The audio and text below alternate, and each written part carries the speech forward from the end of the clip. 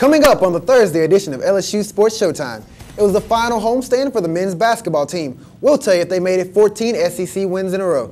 And there was lots of action going on at the new ballparks last night. We'll tell you if the baseball and softball teams came out victorious. And later, more playoff action from the intramurals at the Rec.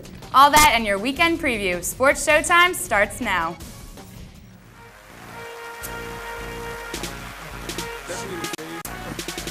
Into the livest game coverage around. It's all in LSU Sports, Showtime in the towns. Get the scoop on the ball and sneak peek on the track. Key in on the field when them Tigers attack. In fact, you get it back a few times a week. But it starts on Tuesday, third day of the week. They're beasts when they broadcast. Increase like a fall class critique when I speak by my squad in the quad, man. Yeah, they the stars on the quad, man. That's the TVC, Tiger TVP. Every game, every star, every player, every situation they facing the star in the making. And you get it first exclusively. Yeah, I know you feeling me. Who want the latest on the TIGERS? That's the LSU Tigers. We get it sparking like a fire. High up. Welcome to Sports Showtime, your source for everything LSU athletics. I'm Brian Tompkins. And I'm Mary Claire Palmer. Later on in the show, we'll have your weekend preview. But first, there was a trio of major games happening on campus last night. We're going to start you off with the men's basketball team looking to extend their SEC winning streak to 14 games. Let's take you to the highlights.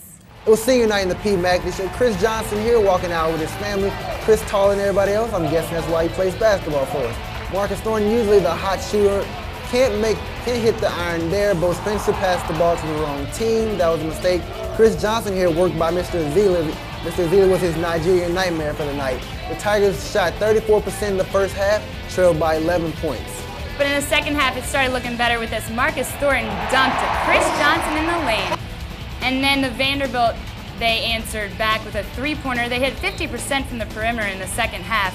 But this time they decided they were going to take it into the lane for the layup. Bad idea, says Marcus Thornton as he takes it coast to coast, going in for a layup of his own, and he was fouled, and he made his free throw, tying up the game 60-all. After that, the Tigers will try to pick up their defensive intensity as Tasman Mitchell takes the charge here from A.J. Ogilvy.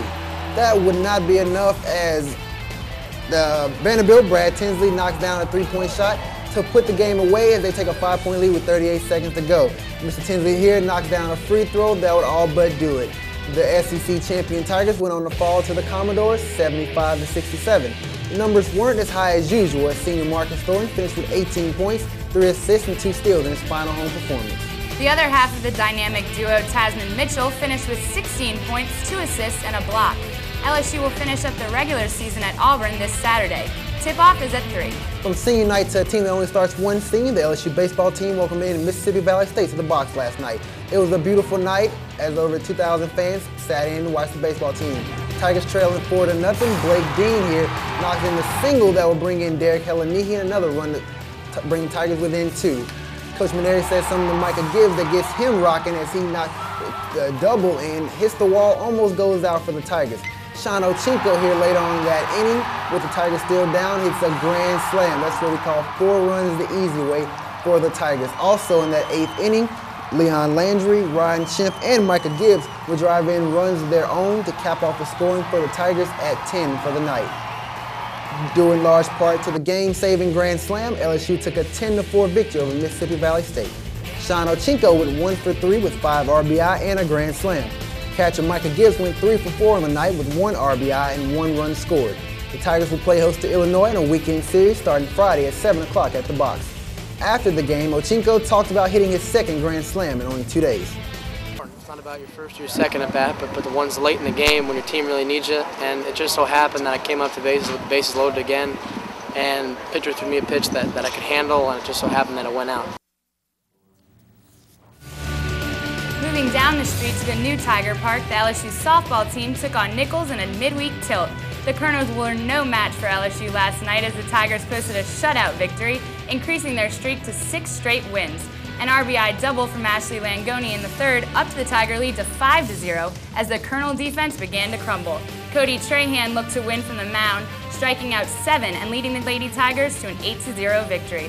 Junior transfer Kirsten Shortridge continued to produce at the plate, going 3 for 3 with 2 RBIs and 2 runs scored. Ashley Langoni went 1 for 2 with 1 RBI and 2 runs scored as well. LSU will open up SEC play this Saturday as they host Kentucky starting at 1 p.m. Well, it's March, and that means March Madness in the world of college basketball. And by college basketball, we mean intramurals too. Playoffs continued at the Rec last night to narrow the field of championship contenders. Let's take you to the highlights. Starting off the night, the first game, Acacia versus Kappa Sig. And Kappa Sig makes a nice shot from the outside, but Acacia looks to fight back. He takes it in, passes it to his man in the lane. Nice little move for the layup, the easy layup. This time, number 10 decides to take it inside himself. Into the lane, he crosses over, and maybe it was meant to be a pass to his teammate, luckily right there to take it in for the easy 2 points.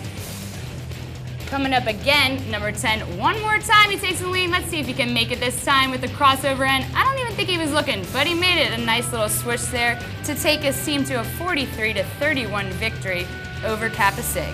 Our second game was Kappa Sig A versus SAE B. Kappa Sig starts out with a defensive intensity, getting the fast break for a 2-point layup. Kappa Sig would do that again if their defense was on all night. They get the steal here, they pass the ball, begins the fast break. He decides whether or not he wants to take the ball in, take it in.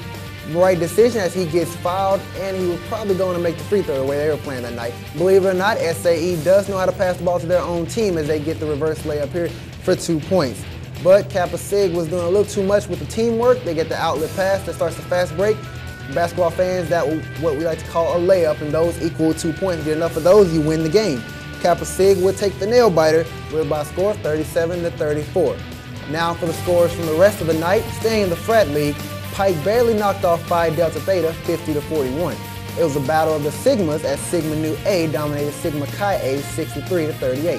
Sigma Nu B wasn't as fortunate as they fell to Kappa Sigma B 50-39.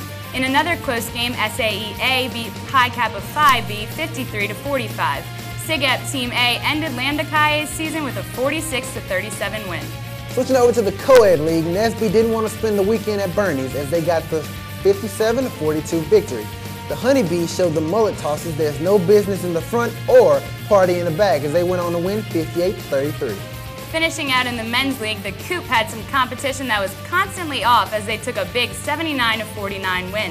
214 made sure all charges were dropped as they dominated the court 67-29. Savage showed Bricklayers no mercy as they took the game 54-29. Well, it's time for our first commercial break, but when we come back, Hobie will be in the studio with your weekend preview. And later, we'll have a deeper look at the successful seniors of the men's basketball team. Stay tuned, you're watching Sports Showtime on Tiger TV.